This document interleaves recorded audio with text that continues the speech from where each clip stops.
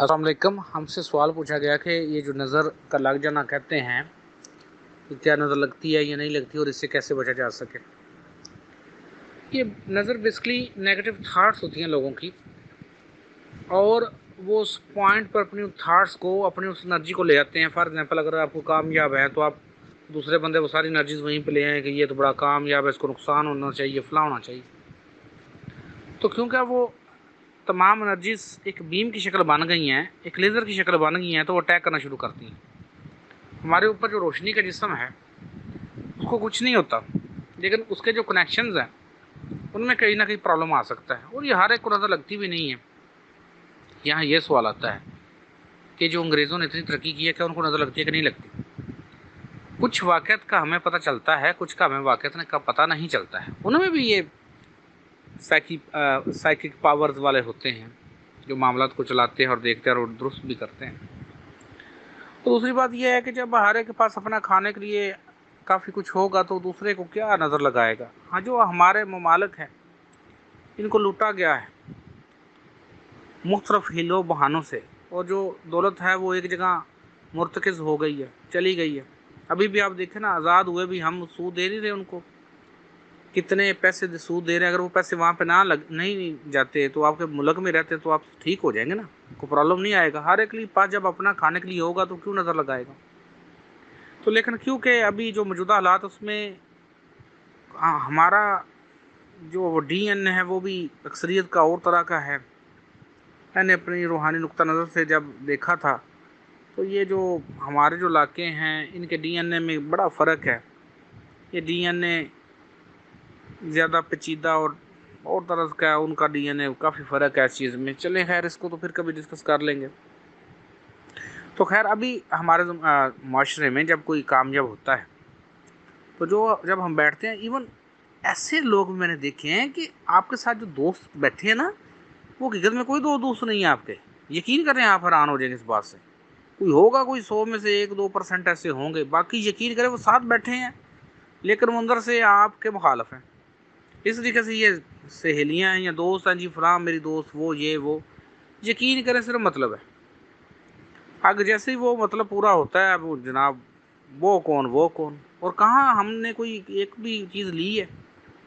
हम तो बटे हुए हैं बरादरियों में, मसालक में। अल्लाह पाक कहता है कि तुम उम्मत वाहद बनना है, हम कहते हैं, और हमारी जो अक्सरियत है वो समझती है और कहती है कि नहीं, हमने नहीं बनना, हमने तो बरादरी बनना है। कोई कहता है हमने फ़लाँ बरादरी है, वो कोई कहता है फ़लाँ बरादरी है। फिर उसमें मज़ीद मसलक है, जी ये फ़लाना मसलक है, ये फ़लाना मसलक है। फिर मज़ीद तकसीम है, फिर लाखों की तकसीम है, फिर सियासी तकसीम है।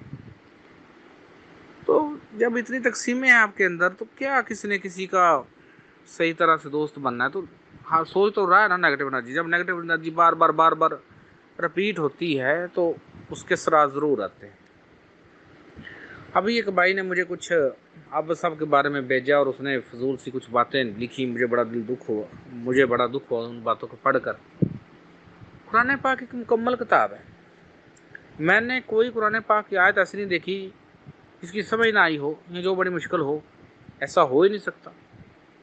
आप ज़रा गौर करें कि आप कुरान पाक को अपने सामने रखते हैं, आप आंखें बंद करते हैं, ना भी बंद करें, वैसे ही आप खलूस के साथ अल्लाह पाक से कहते हैं, या अल्लाह पाक अपनी इस किताब को मुझे समझने की ताकत दें, सलाहियत दें।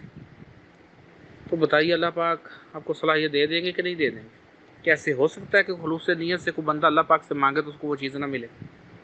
गौर करें, सोचें।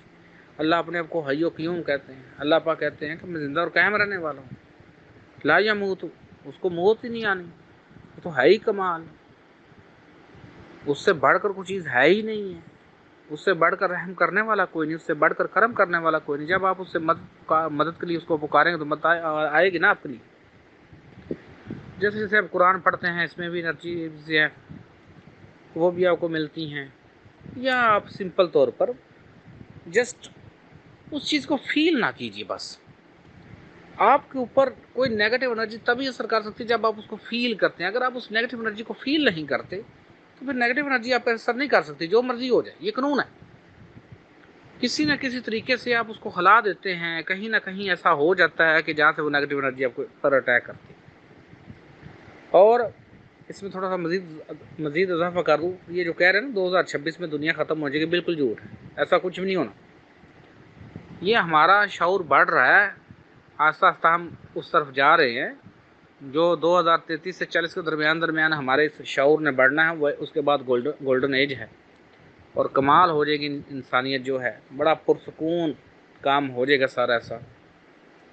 تو خیر دیکھیں، کچھ لوگ کتابیں کچھ پڑھ لیتے ہیں فضول سے، اگر لوگوں کو سکھاتے رہتے نا بات، کیا بندہ اس پہ کہہ سکتا ہے۔ لیکن خیر، تو جو ہمارے اوپر جو نظر لگ جاتی ہے، تو سب سے پہلے تو اپنی اس انرجی کو آپ بیلنس رکھیں، کچھ بھی نہیں ہوتا۔ اب مجھے لگا لے جس بندے نے کوئی ایک یا کوئی 100-200 نظر لگا لے، بھائی دیکھتے ہیں کوئی نظر لگتی ہے کہ نہیں لگتی، تو نہیں لگے گی۔